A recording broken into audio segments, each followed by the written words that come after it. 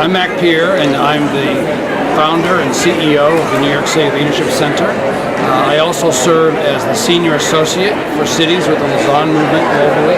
I've lived in New York for 32 years and actually here in Flushing for the last 30. And I oversee an organization with about 20 staff who works with churches here in New York and other cities around the world. And thank you so much for coming to this conference. How was your experience so far this morning? It's great to be here in the setting with several Chinese churches that are coming together. This is a very significant achievement to have as many as 800 that were at the opening session last night. It represents multiple generations, multiple dialects within the Chinese community, and it's a very significant gathering of leaders from all over the U.S., all these Chinese diaspora that have come to be in New York for the weekend. And speaking of Chinese churches connecting together, when we connect all the churches in Greater Manhattan, what are you doing in that regard, and especially in this election year? We started in 1988 inviting churches to come together to pray together in a gathering called Concert of Prayer, and that continues to happen, especially on the National Day of Prayer in May.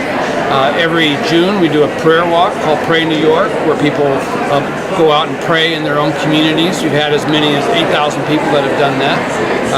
We bring pastors together every January together to pray in the Pastors' Prayer Summit. And we have had a daily prayer vigil called the Lord's Watch that's had 100 churches participating. So over the last roughly 30 years, we've had about 2,000 churches, 250,000 people praying in one way or another for the city, for the church. And it's an important time given the fragility of our culture during this presidential year.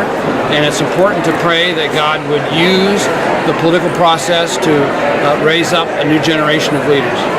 And what's one specific thing you hope people can come out of here, and when they go back to work on Tuesday, what do you want them to be? My hope is that people who come to this conference would really understand both the opportunity and the gravity of impacting the next generation. In many of our churches, we're seeing the disappearance of young leaders that are 20, 25, 30 years old.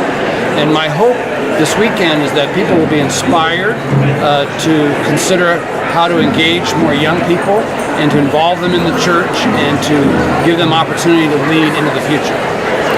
Anything else you'd like to mention? I just think it's a great opportunity, and it's critically important that Chinese churches connect with churches from other backgrounds, that we can work together to impact the city, and we need to model that our faith is bigger than our own individual culture, and that by working together and loving each other, we can have a greater impact on the city.